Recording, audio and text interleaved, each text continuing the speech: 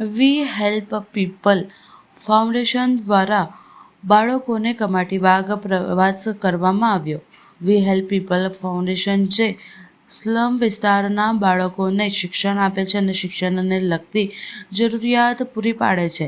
સાથે સાથે ગરીબ વિદ્યાર્થીઓને અભ્યાસની સાથે સાથે રમતગમતની પ્રવૃત્તિ કરવામાં આવે છે. દર વર્ષે દિવાળી દરમિયાન બાળકોને કમાટી બાગનો પ્રવાસ કરવામાં આવે છે અને નાસ્તો જમવાનું પણ વ્યવસ્થા કરવામાં આવે છે. બાળકોના મોઢા ઉપર સ્મિત રહે અને બાળકોનું ભણવાનું સાથે ખુશી પણ વહેંચવામાં આવે છે.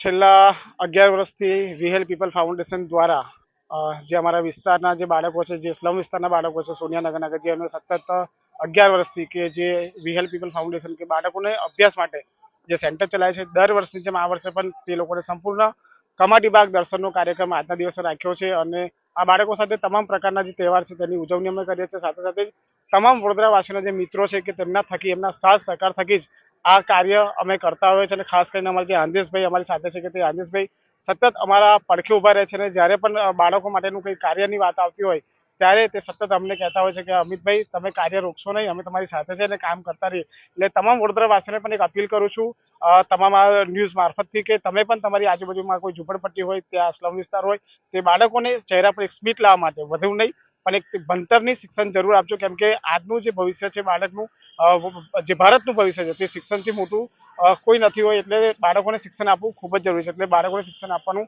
આ કાર્ય અમે તો કરીએ છીએ, પણ તમે પણ આ કાર્ય કરીને કહેવાય કે જે પણ બાળક અભણ છે તેને ભણાવવાનું કાર્ય કરો.